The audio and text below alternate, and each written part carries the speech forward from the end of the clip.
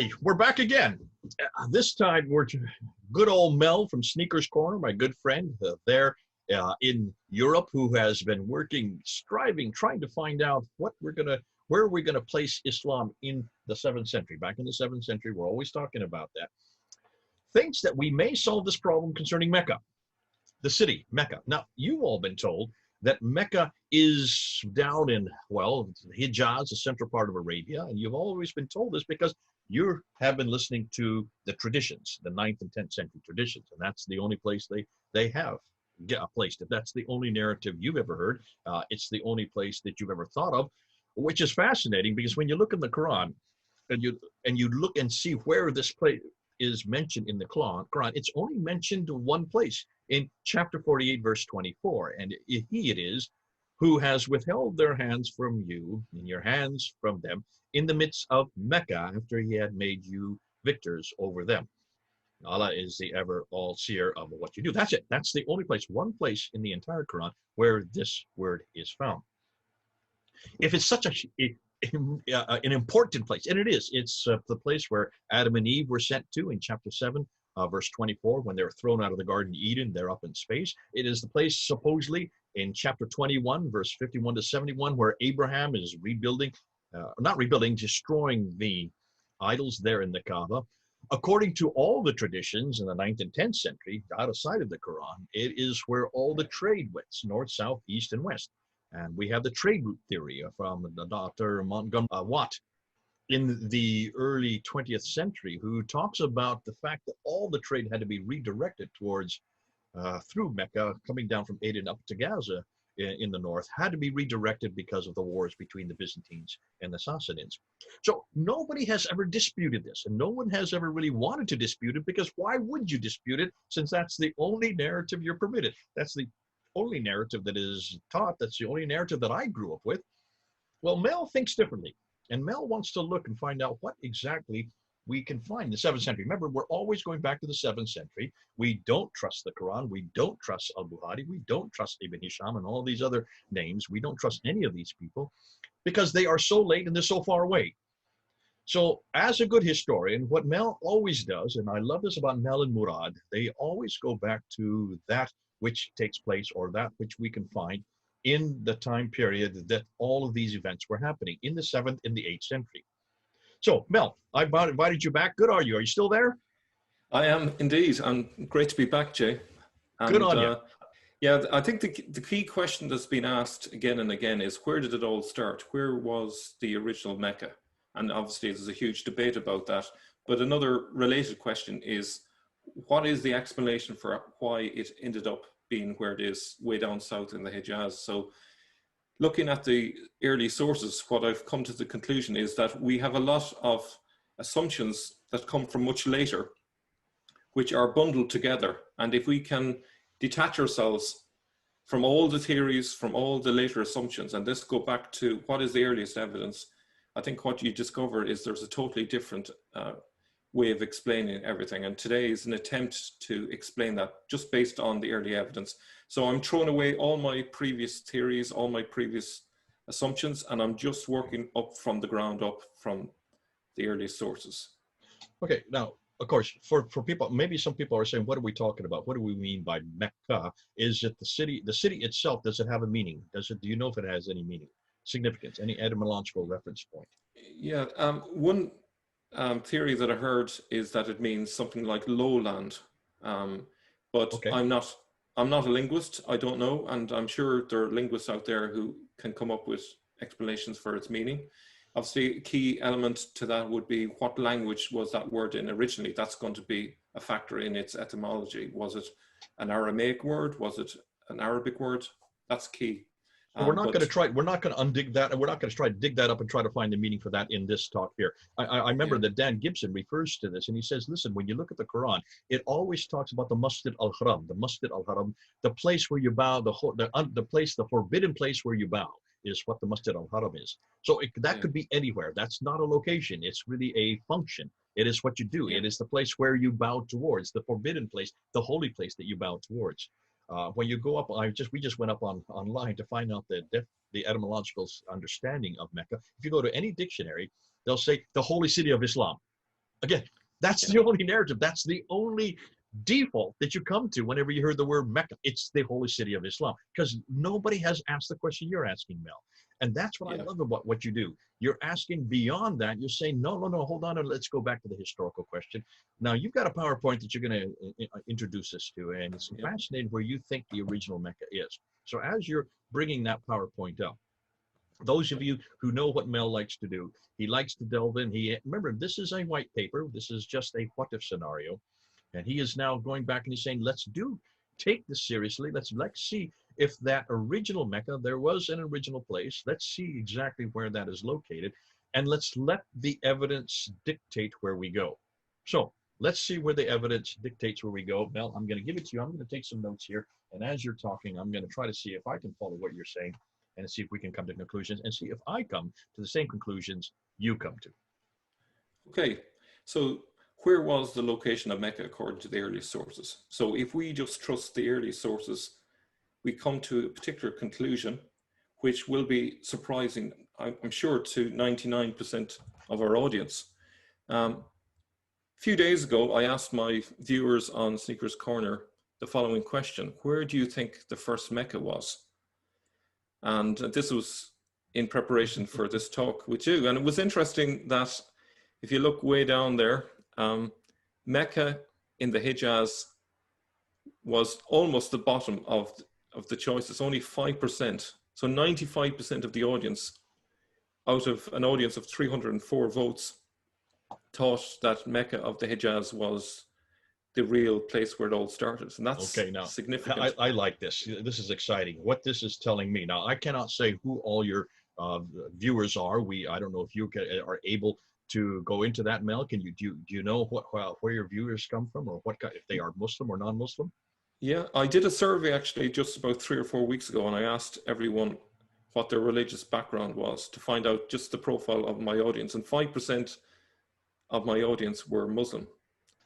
So So the it's very interesting. 5% you have here are probably all the ones that actually put in there that they Yeah, believe it was Mecca. Now, if that is the yeah, case, it's then interesting. look at 59% say Petra. That means they are actually listening to Dan Gibson.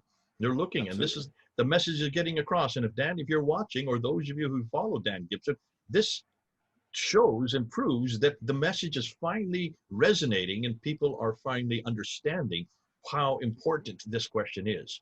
That's terrific. To Absolutely. me, I'm excited the fact that it is almost 60% now believe Yeah. that Mecca, the original Mecca, we're not talking about the Mecca today. We're not talking about the Mecca today. The original Mecca. Remember, there's more than one Mecca. The original Mecca looks like it could be, they're saying, Petra. But you're going to give us some new material today, aren't you? Yeah. So what I'm going to suggest that with the exception of the Hijaz, everyone in a way is correct, because Mecca, as we think of it today, is really a hodgepodge of lots of different places, and they have been conflated together in this new city of Mecca down in the Hijaz, and they've done a Mambo number 5, a bit of this, a bit of that, and in the growing mythology of Mecca, they have taken bits and pieces, and also what kind of fed into that was, in the confusion of reading the Quran and wondering what the different references are, they just assumed, oh, it must be to do with this Mecca. May I just But say one more thing? It's yeah, fascinating that the second most popular one is Hira, Kufa, because that is, you can attribute to you, because you're the one that's really now showing that much of everything we're looking at, when you look at the Quran, when you look at the foreign names in the Quran, when you look at all the references and the inscriptions that are all taking us back to Hira, Kufa, that area in Mesopotamia that's right there between the Euphrates and the Tigris rivers in what is today Iraq. absolutely. Yeah, there's definitely an element there of the story that relates back to there. And I would put it down to the fact that I think the Quran was probably written in that area. But then there are references within the Quran to all of these other places, such as Petra and Jerusalem. And that's why unraveling all of this has been such a difficult task for so many people. So to use an analogy then, if I can move on from here, Mecca is like Las Vegas. It's a city in the desert that fuses many different places. As you can see there, the Eiffel Tower is in Las Vegas. I didn't know that. I thought it was in France. So you can imagine if we were in a parallel universe and we believed that the Eiffel Tower was originally from Las Vegas. Essentially, that's what we're dealing with when we're talking about the new Mecca of the Hejaz, where lots of ideas from these other locations were merged together. And that's essentially the conclusion I have drawn based on the earliest evidence. So the key thing I'd like our viewers to kind of grapple with is that we are dealing with associations, and we need to uncouple the 8th and 9th century associations that we're all conscious of. We assume, based on sources from the late 8th century onwards, that Mecca is synonymous with the Kaaba and the direction of the Qibla. But we mustn't assume it was always synonymous with these, especially as our earliest sources contradict that impression. Now, a lot of people, when they read these early sources, they just write them off and assume, oh, they've made a mistake, because they are really challenging our perception about Mecca. So I would say, rather than assuming that the early sources are wrong, I think it's more logical to say, well, let's trust the early sources. It's more likely that the later sources have got the wrong end of the stick. And that's the approach I've taken. And now I'm going to be showing you the early sources, and as much as possible, I've tried to avoid producing a new theory. What I've tried to do is just try to understand how this could all add up. And essentially, it's drawn from those early sources rather than me coming up with mad ideas in my head. And perhaps the viewers will come to a similar conclusion based on the evidence I present. Now, so that having been said, an early source from Jacob, Bishop of Edessa, 684 to 688, is a very key one. He was asked why the Jews pray facing south, to which he gave the following reply. Now, it's quite a long bit there, but he says that, for it is not to the south that the Jews pray, nor either do the Muslims. The Jews who live in Egypt, and also the Muslims there, as I saw with my own eyes, and will now set out for you, pray to the east, and still do. Both peoples, the Jews towards Jerusalem and the Muslims towards the Kaaba. Notice that he doesn't say the city of Mecca, he just says the Kaaba. And then he says, and those Jews who are to the south of Jerusalem pray to the north, and those in the land of Babel, in Hira, and in Basra pray to the west. And also the Muslims who are there pray to the west towards the Kaaba.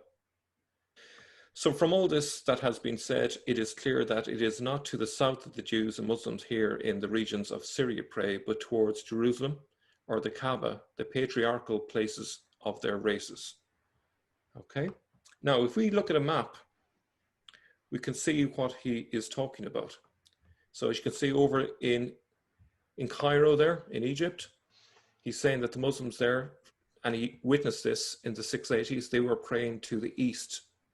He also said that those Muslims who were south of Jerusalem and the Kaaba prayed to the north, as you can see with the red arrow there, and sort of to the left, sort of in the middle.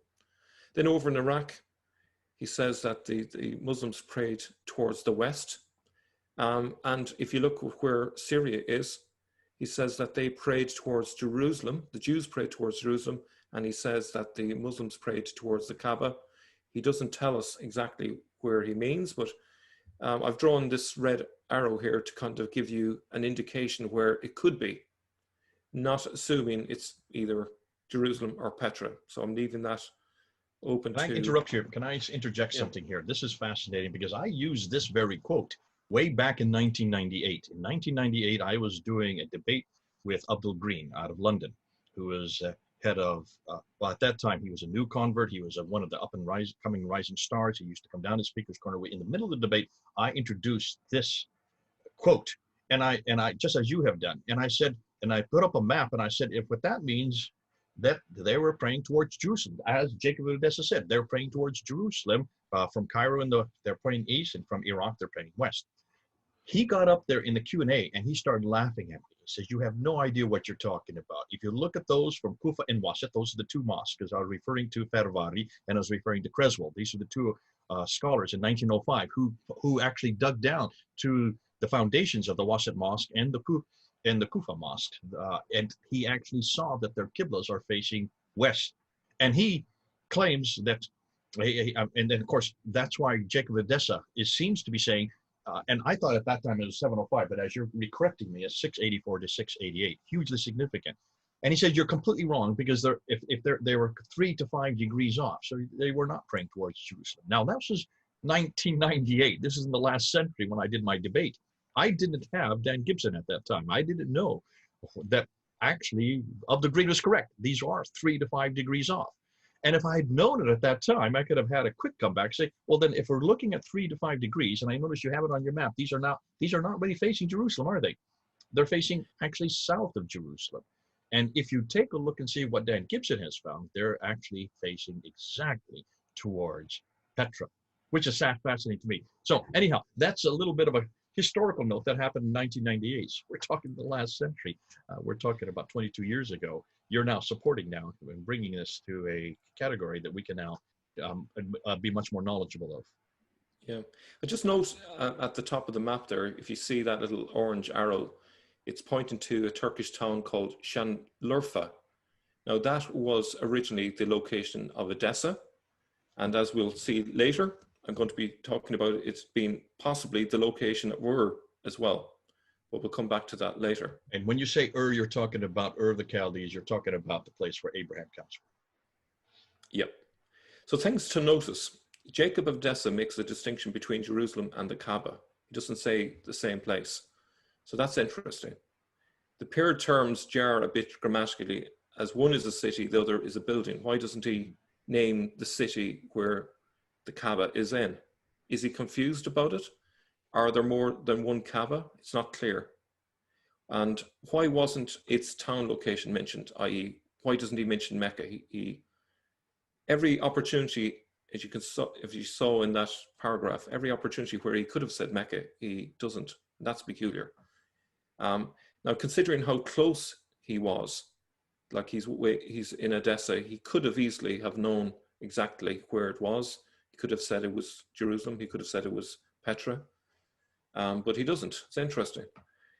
The author, I'm going to suggest, living in Edessa, would definitely have known where Mecca is, as we shall see later, and he noticeably doesn't mention Mecca in relation to the Qibla or the Kaaba. And why is that? That's the question that I raised with myself when I read that quotation.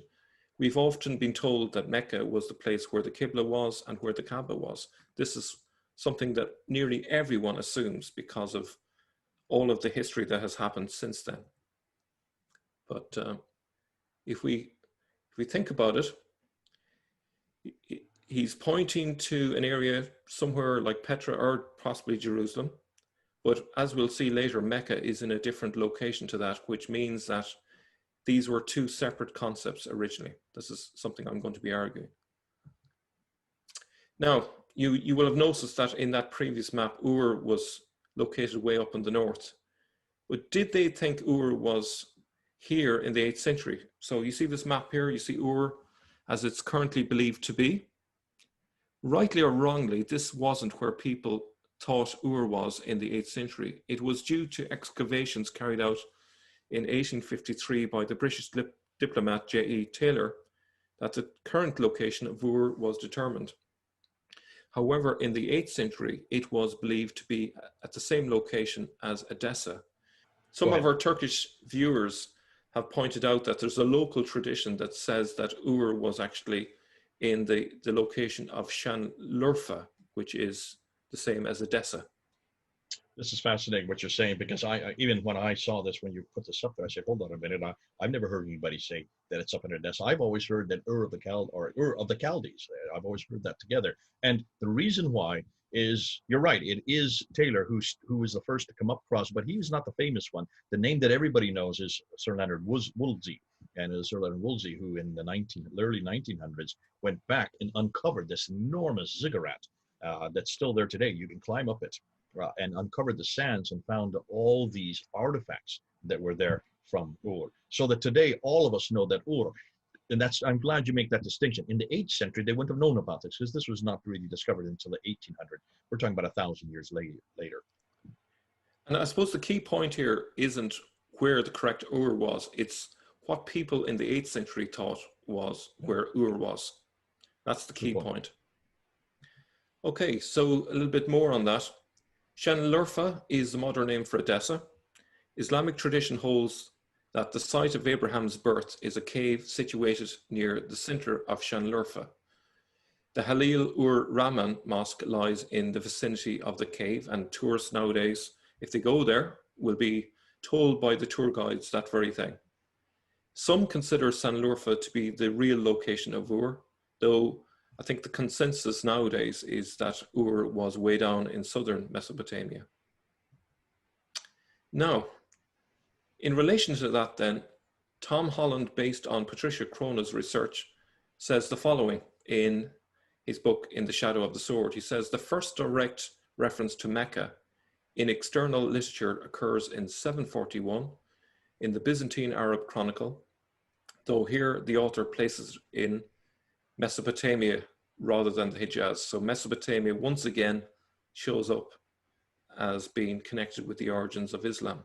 Do you want to say anything about that? This is hugely important. And I think this is probably one of the most, this is the thing that most people have not understood concerning Mecca. I remember way back in 1995 when I did my very first debate, I was challenged to do this debate with Dr. Jamal Badawi, who had done a series of 300 videos on Islam, early Islam, and on the Quran, specifically on where the Quran was written and all the rest.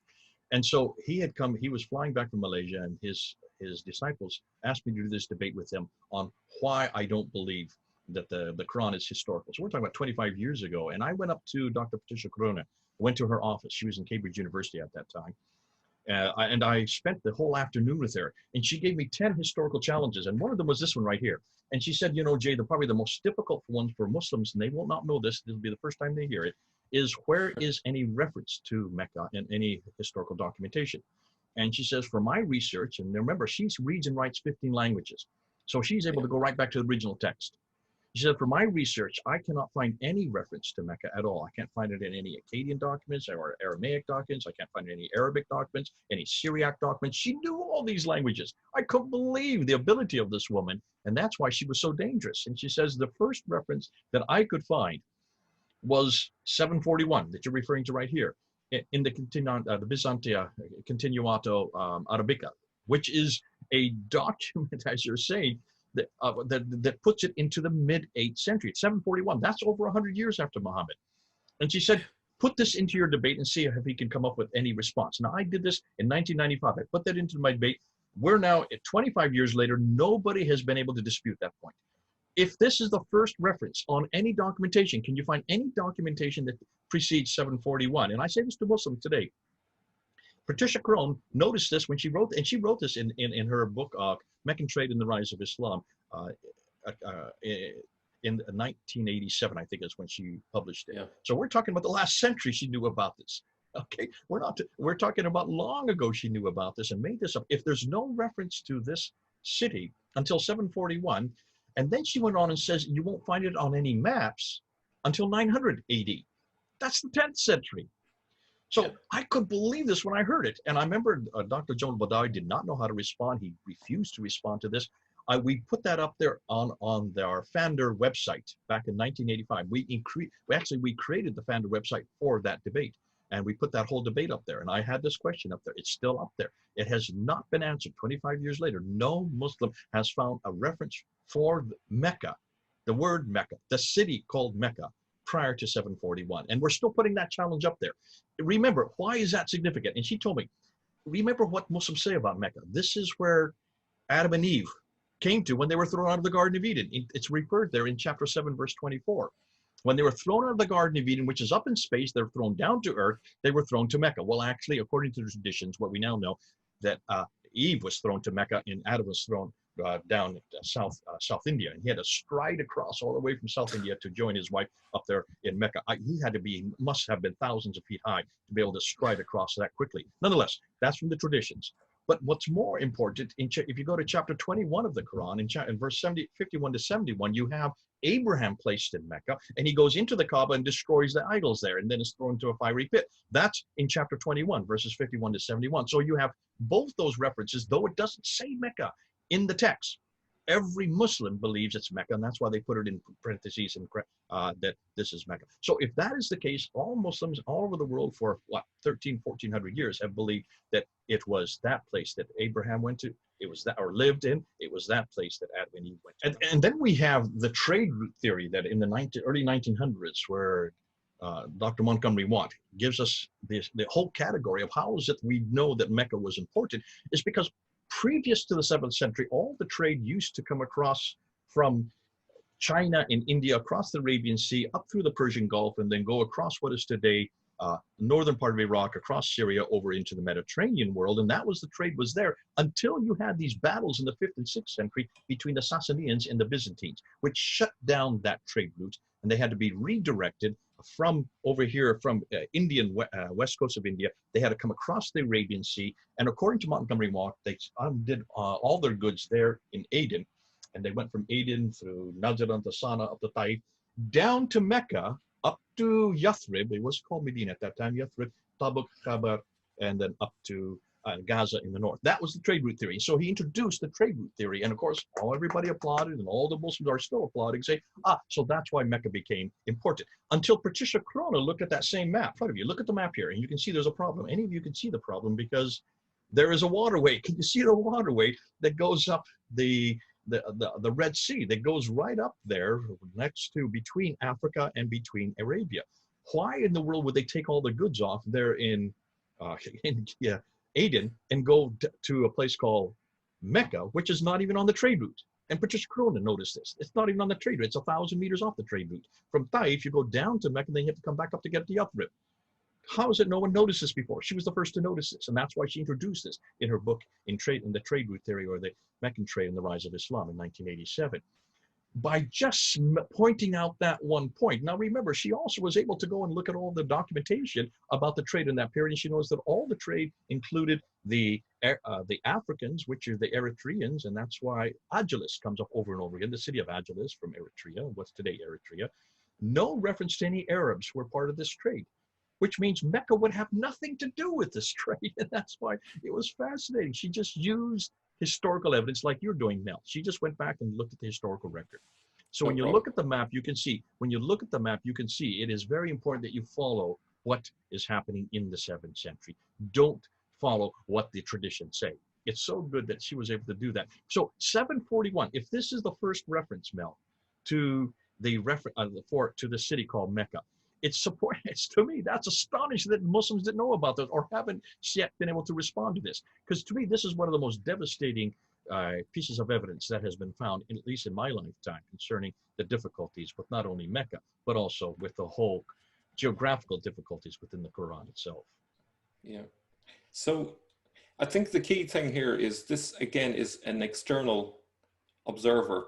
In previous videos, I've used Chinese evidence, but this time I'm using a source that was written way over in Spain, in Umayyad, Spain, from the time. So it's very independent, but the person who wrote this clearly knew what they were talking about, because it is incredibly precise, as I'm going to show you now.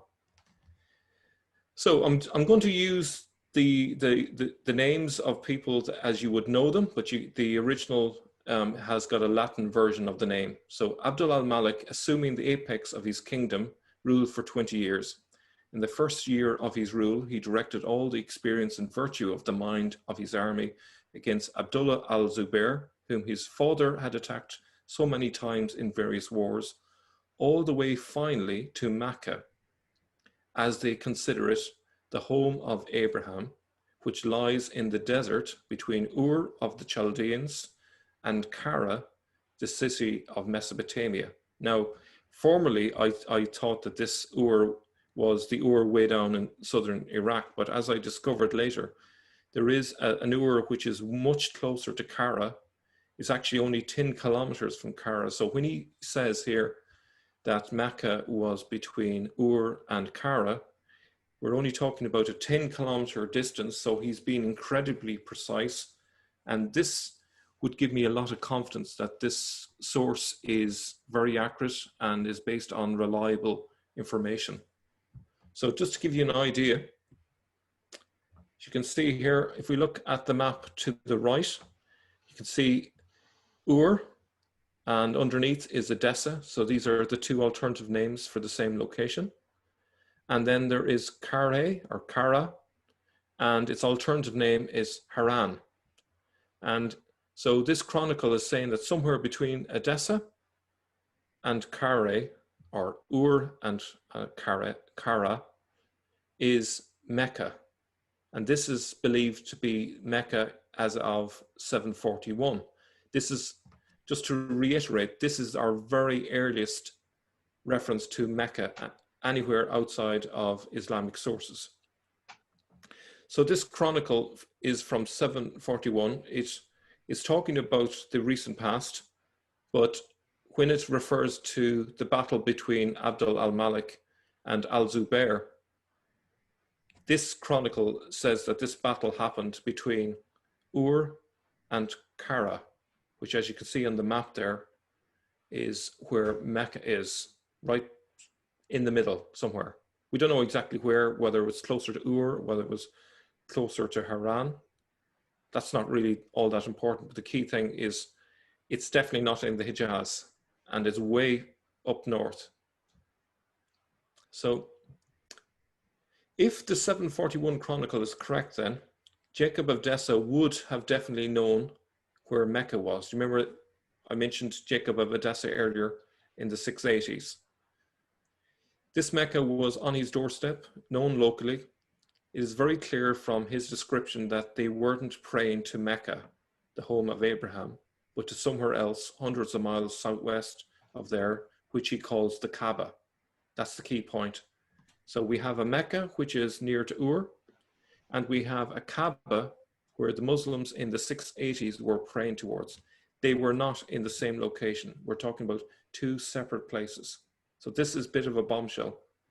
This idea that Mecca is the same place as where the Kaaba was, well, we don't see it here in the source. So it must be either a later invention or confusion or a conflation, however you might want to term it. But as you can see, if we look at those earliest sources, we're not seeing a connection between those two places. Now, you could respond and say, well, actually, these sources are wrong and they've made a mistake. But I think it's more likely they got their facts correct.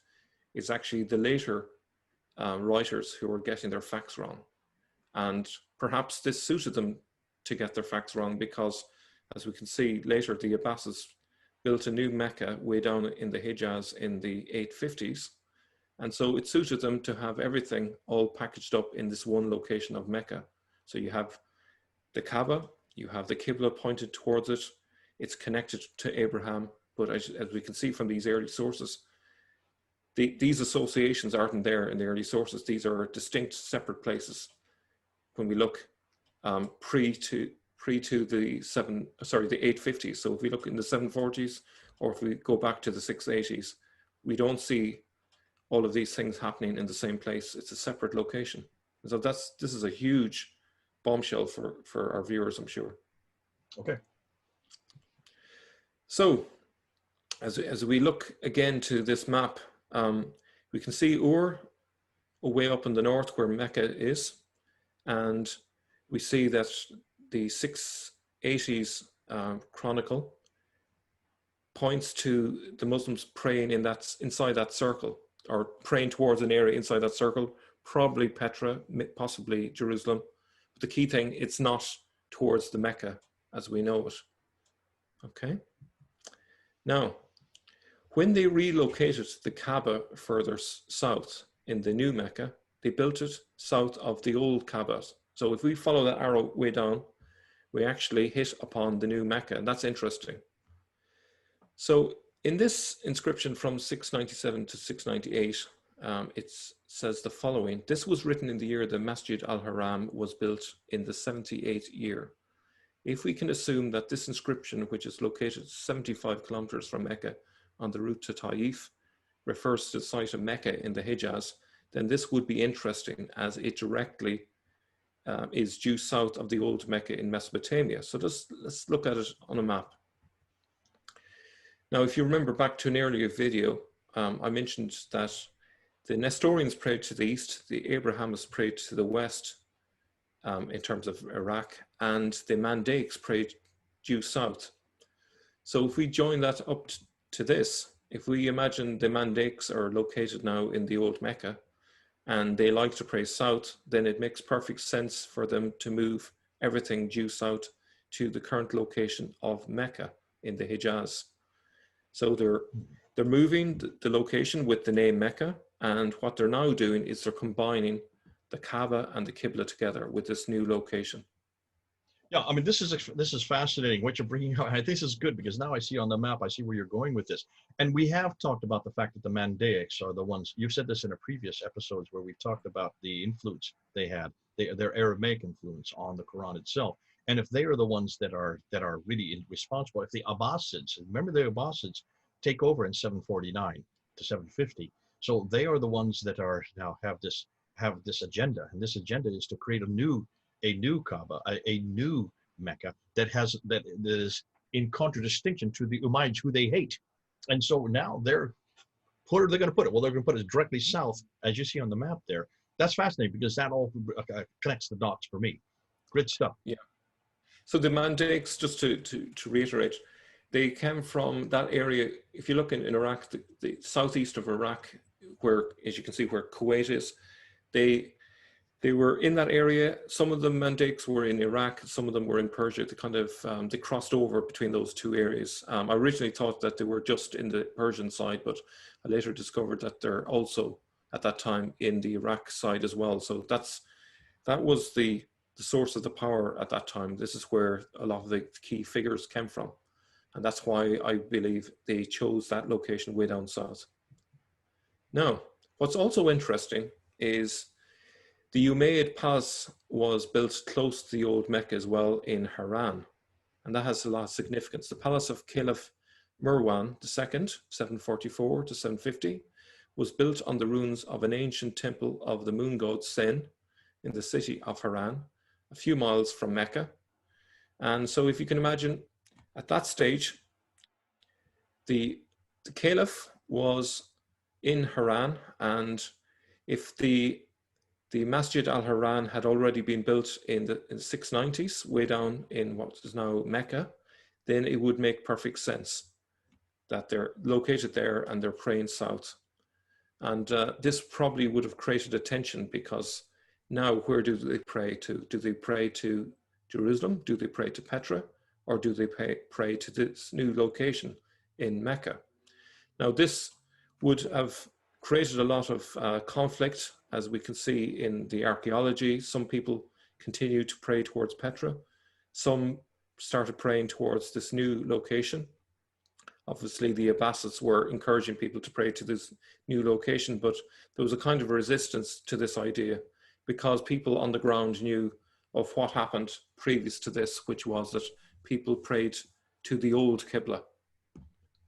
Can I just interject there because you're actually supporting an awful lot what Dan Gibson is saying.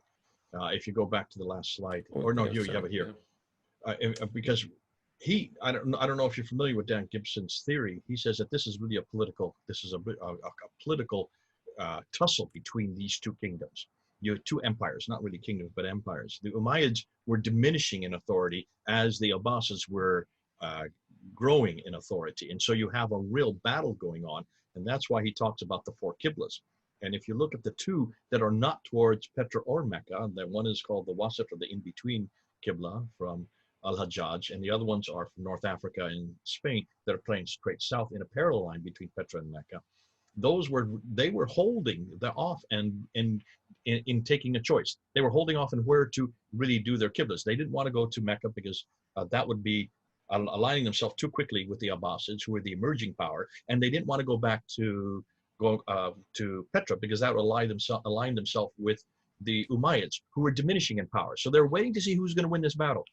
And if you're waiting to see who's going to win this battle, you will have yours pointing to a place that was either of those two areas, which seems to be supporting what you're saying here, because this would not have the impetus to now place all of your Qiblas towards Mecca would have only really come into play after 749 or 750, when of course the Abbasids finally take over. They then went out, and from that time on, there's still a few holdouts.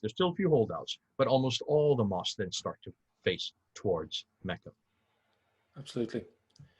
Now, so at some point, the Abbasids decided to rename the location of the Masjid al-Haram in the Hijaz as Mecca after they took over from the last Umayyad Caliph Marwan II. And this allowed them to fuse all the concepts associated with Mecca, including the Qibla, the Kaaba, and many other ideas which you find in the Quran. Now, so just thinking about it and thinking about the series of events, so we have 684 to 688. A Kaaba is referred to that appears to be in either Petra or Jerusalem. 697, there's a rock inscription which says this was written in the year the Masjid al-Haram was built, in the 78th year. The location of this inscription is Huma al-Numur near Taif, Saudi Arabia. Notice it doesn't call it the Kaaba or Mecca. It just simply calls this place the Masjid al-Haram. And for those who want to understand, masjid, as we said earlier, means the place where you bow your head, the forbidden place where you bow your head towards. Yeah. Now, interestingly, the Islamic Awareness website says Al-Masjid al-Haram is mentioned 15 times in 7 surahs of the Quran, and it is intimately connected with the city of Mecca. But I dispute that. I would say that this is for those who don't know, anachronistic assessment.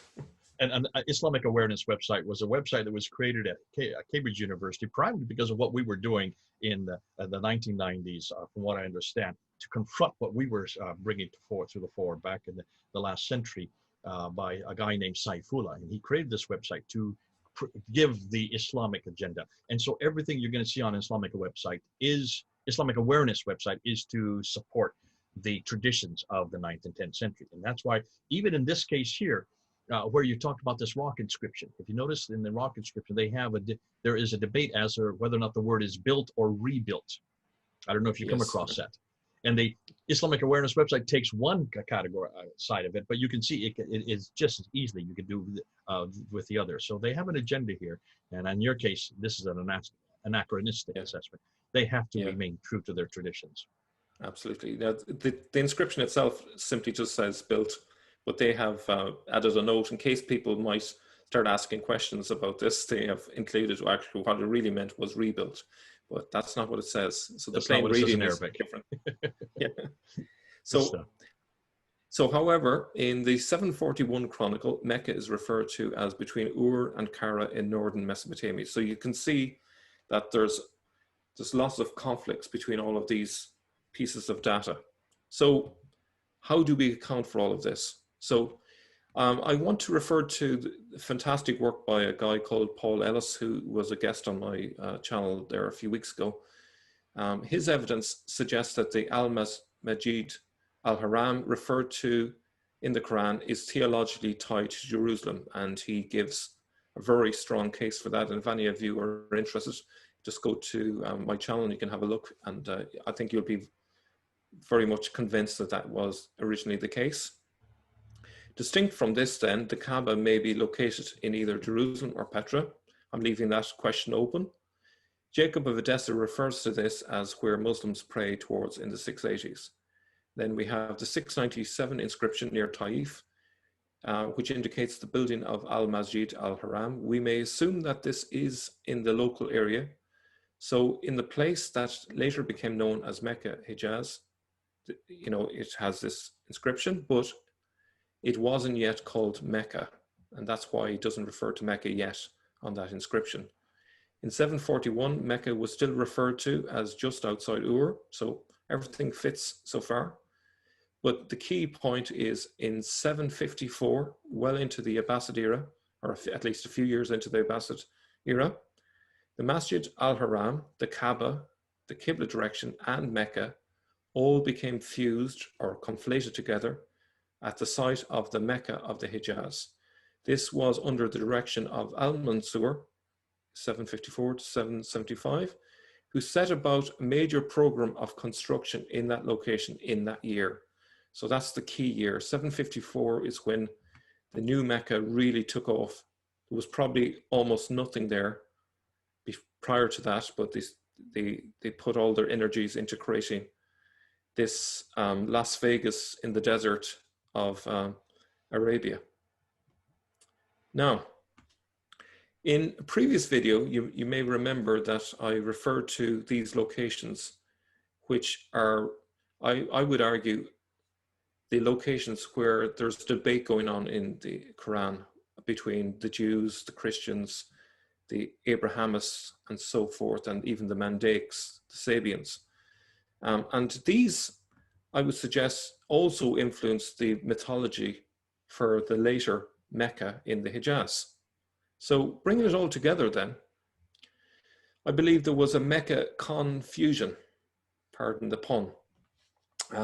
So we have Jerusalem, which is referred to in the Quran, and as Paul Ellis pointed out, there's lots of theological references to Jerusalem. It's referred to as the house in Surah 2, 196, Masjid al-Haram and Qibla, Surah 2, 144, the station of Abraham, Surah 2, 125, the sacred house again in Surah 597, and the Kaaba, Surah 595. So these are all theological references. I'm only giving you a sample of the case that he made.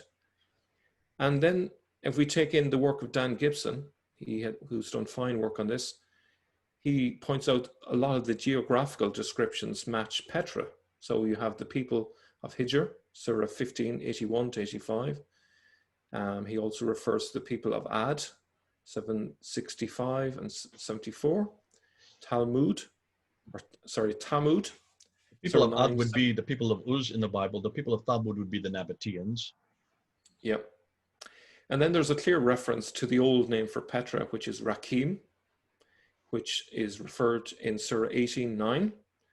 And if we go outside the Quran then to later hadiths, there's continued reference to Petra there. There's reference to the Taniyas, which are those grooves into the mountains. They're the kind of like the, what would we say? I think they're called Sikhs currently. Yeah, they're called Sikhs, and these are just corridors, you might say, with tall rock precipices that go right up, and you go right through, and they're very, very narrow, and that's exactly what you see in Petra. Yeah. So these are referred to in Al-Bukhari 2645.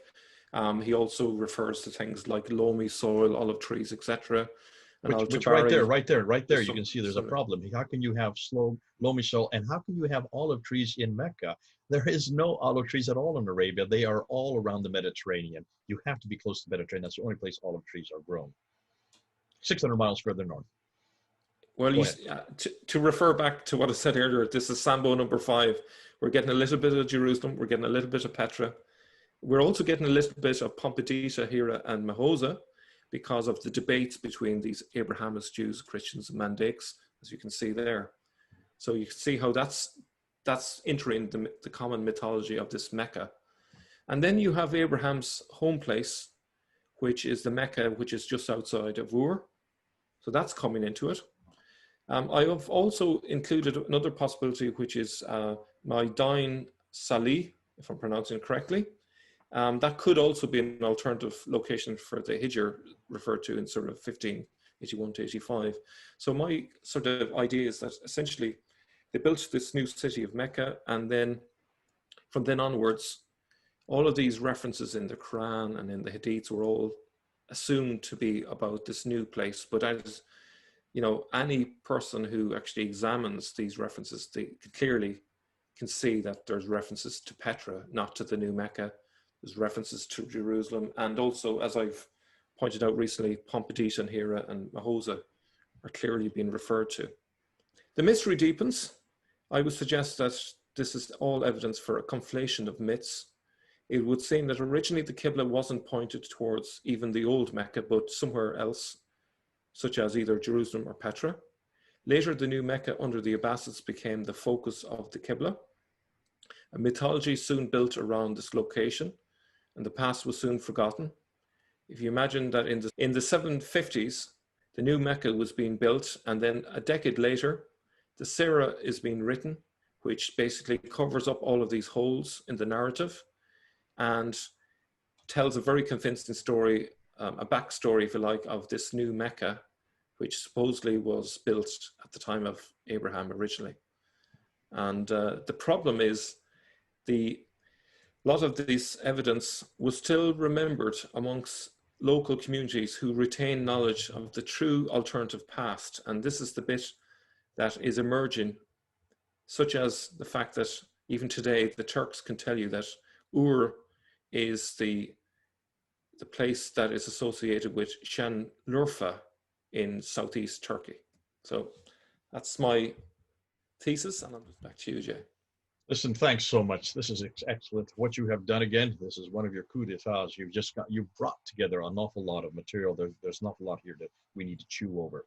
And I'm not going to do a review this time because I think you've made your case so clear. And I think this is good because this is exactly what we're looking for. We're looking and asking, when you go back to the 7th century, when you go into the 8th century, when you look and see what is happening during the Umayyad Caliphate, which begins in 661, then is turned over to the Abbasids around 749, 750, and you see what was happening politically, you can then understand also why is it that there was no such thing in the Umayyad Caliphate of a place called Mecca. It was the Masjid al-Haram. And as you mentioned, this could be a little bit of this, a little bit of that. When the Abbasids finally create their own Mecca and they actually named the place that, they added and they brought in a lot of these traditions. And that's why it's so good. What you have done is unpack those traditions with us. You put it on a map, you've shown it where they belong. You show even how that as you go from the different decades, as you're coming down through the 8th century, you're coming into around 740s and the 750s, how that then changes. And we did see how the Mandaics are facing straight south.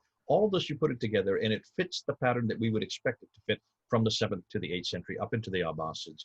And then, of course, when the Abbasids take over, they want to eradicate anything that refers to other Meccas or other Masjid al-Harams or even anything even where the place of Abraham lived.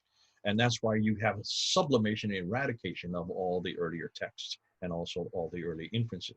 But ironically, you can't get rid of everything. And that's why what you're actually coming across by looking at Jacob of Edessa in 680s, and by looking at these inscriptions from 697, these inscriptions are, you can shut people up, but you can't shut rocks up, and you can't shut down the inscriptions. And that's why when you look and see what they're, go ahead. I would point out that they did try to shut that rock up because that rock no longer exists. It was destroyed mysteriously. Okay, but pictures are still there, and the even Islamic Awareness website has that inscription on it. And that's why we need to make sure that we preserve this. We need to make sure that we go back to the historical context. We need to make sure that we read the rocks in their location and in their time period, and not try to impose, as Islam has done, a whole new narrative. A narrative not based on history, a narrative not based on the rocks, which if we don't cry out, they will cry out for us. A narrative based on their deed to create Mecca as the place not only of Abraham, that is the place not only of Adam and Eve, also as the place of their Muhammad. Thanks so much. This is excellent. You've done another great talk. I'm sure this is going to bring up an awful lot of people who are going to respond to this, and certainly do that. You have the comment section below. Mel is going to be looking at it. He's going to make sure that he responds as best you can. We may have to put together a Q&A period where we'll respond to those questions. Do that. Mel, this has been great having you on board. Great to have it. Yet another rock unturned and another map, a whole nother map that we can look at that gives us a lot of clues as to what was really going on. God bless you. Thanks for coming. For the rest Jay, of you, it's been a pleasure. This is Mel and Jay, over and out.